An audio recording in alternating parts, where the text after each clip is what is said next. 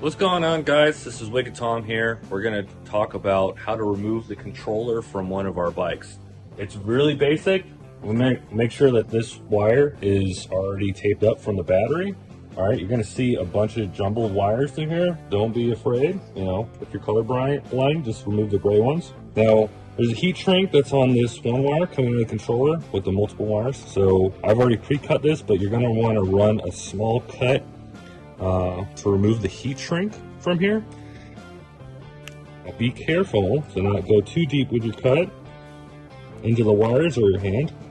Both of those would be bad. So we got wire number one. There you go. All right, now you can just follow these out. All right, now we have our three main wires. We're just going to gently separate these.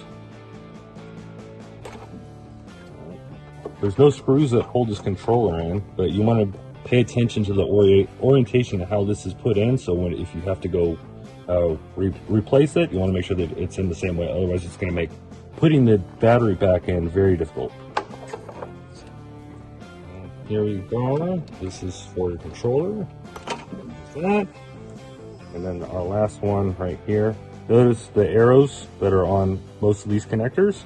So you can only align these one way when you go back together. For each of these. There you go.